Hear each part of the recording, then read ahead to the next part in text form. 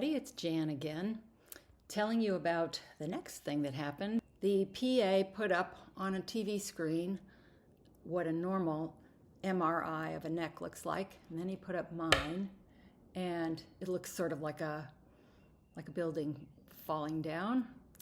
And then they recommended the first intervention for me would be a steroid injection in the back of my neck.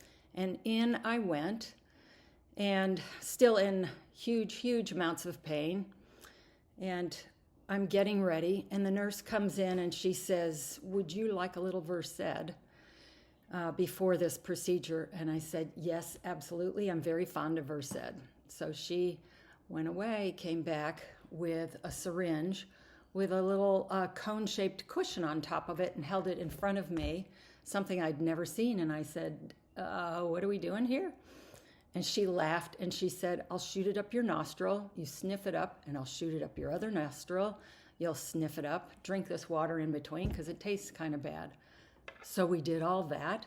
And she said, "I'll be back in 5 or 10 minutes. You just lie down and we'll see if it's enough." And I said, "How will I know if it's enough?" And she said, "You will know."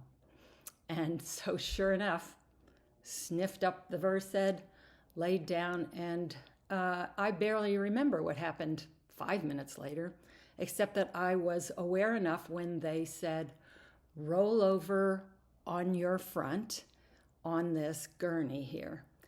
And I felt 2 little pinpricks in the back of my neck. And then I was also aware enough for them to say, "Now roll over on your back." And then little by little, in a pretty short amount of time, I was awake and alert, and I really didn't remember much except those things I just told you. And the effect of that, after I got home and waited for a day or 2, was that all of this horrible, gripping pain was going away.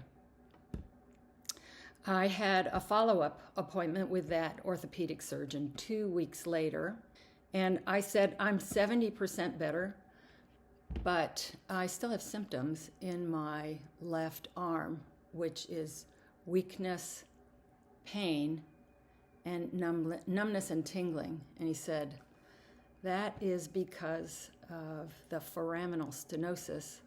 Steroids aren't going to fix that. That can only be fixed with surgery." And that was pretty shocking to me.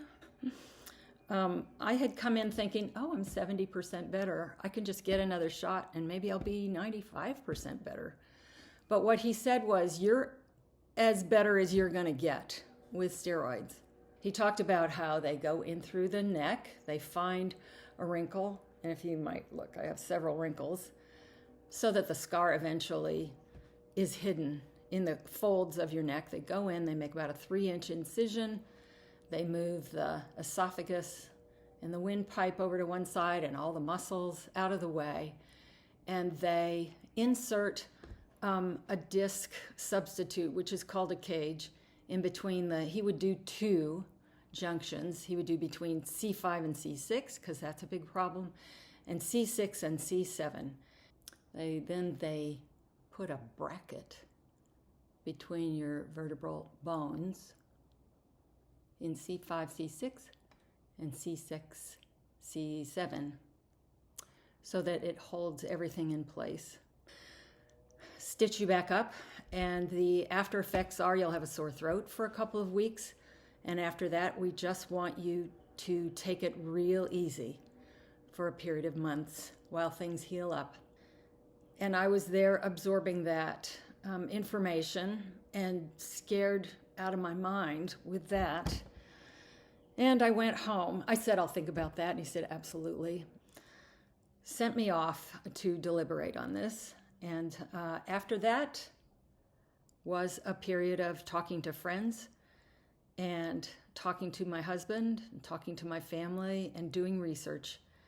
And I will tell you more about that in the next episode. Thanks for listening.